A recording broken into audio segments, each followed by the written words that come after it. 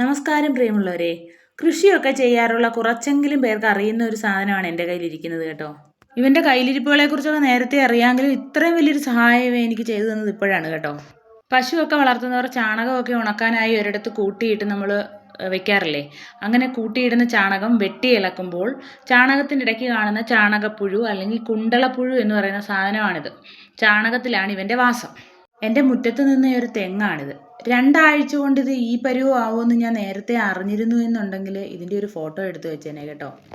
ഒരു 2 ആഴ്ച മുൻപ് വരെ വലിയ ആരോഗ്യ പ്രശ്നങ്ങളൊന്നുമില്ലാതെ നിന്ന എൻ്റെ ഒരു തെങ്ങാണിത്. ഞാൻ ഇപ്പോൾ കായ്ക്കും എന്ന് വിചാരിച്ചിരുന്നതാണ്. കാരണം 3-4 കൊല്ലമായി കൃഷിഭവനിൽ നിന്ന് ഞാനിത് വാങ്ങിച്ച് നട്ടിട്ട്.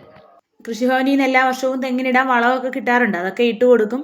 പിന്നെ ഇതിൻ്റെ കവിളുകളിലൊക്കെ തുരിശൊക്കെ കലക്കി ഒഴിച്ചൊക്കെ കൊടുക്കുന്നതായിരുന്നു ഞാൻ. എന്നിട്ടും ഇപ്പോൾ ഒരാഴ്ച കൊണ്ട് ഇതിൻ്റെ ആ ഒരു സൈഡിൽ നിന്ന് മുകളിൽ നിന്ന് പൊട്ടി ഒലിക്കുന്ന പോലെ ഇങ്ങനെ വെള്ളം ഊർന്നിറങ്ങിക്കൊണ്ടേയിരിക്കുകയാണ്. ആ ഭാഗം ചരിയുന്നുണ്ടെന്ന് തോന്നുന്നു. ഇനിയിപ്പോൾ ഇത് മുറിച്ച് കളഞ്ഞില്ലെങ്കിൽ ഒരു സൈഡിലൂടെ ചരിഞ്ഞ് വീഴും. അങ്ങനെയാണ് ഞാൻ ഇതിൻ്റെ ഓലപ്പോള മാറ്റി നോക്കിയപ്പോൾ കണ്ടോ, ചെല്ലി തുരന്ന് വെച്ചേക്കുന്നത് പോലെ ഓരോ ഉള്ളിൽ നിന്ന് തുരന്ന് പുറത്തോട്ട് ഇറക്കി വെച്ചിട്ടുണ്ട്. ഇവിടെയാണ് ഞാൻ ആദ്യം കാണിച്ച ആളുടെ സഹായത്തിൻ്റെ കാര്യം പറഞ്ഞത്.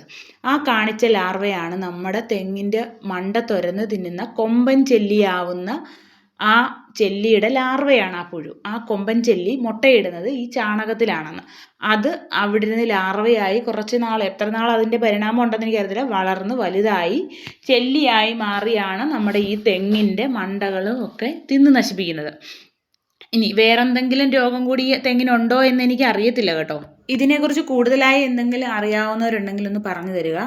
പിന്നെ ചാണകം നമ്മൾ ഉണക്കിയല്ല തണലത്ത് ഉണക്കി പൊടിയാക്കുമ്പോൾ അതിൽ കുമ്മായ വസ്തുക്കളോ ട്രൈക്കോഡർമയോ ഒക്കെ ചേർത്ത് കൂട്ടിയിളക്കിയാൽ ഇത്തരം ചെല്ലികളുടെ ലാർവകളുടെ പെരുകൽ അതിനകത്ത് ഉണ്ടാകാതെ നമുക്ക് സൂക്ഷിക്കാം. അതിന് വേറെന്തെങ്കിലും വഴികളെക്കുറിച്ച് ആർക്കെങ്കിലും അറിയാമെങ്കിൽ അതും പറഞ്ഞു തരാം. എല്ലാവരുടെയും അഭിപ്രായങ്ങൾ പ്രതീക്ഷിച്ചുകൊണ്ട് നിർത്തുന്നു.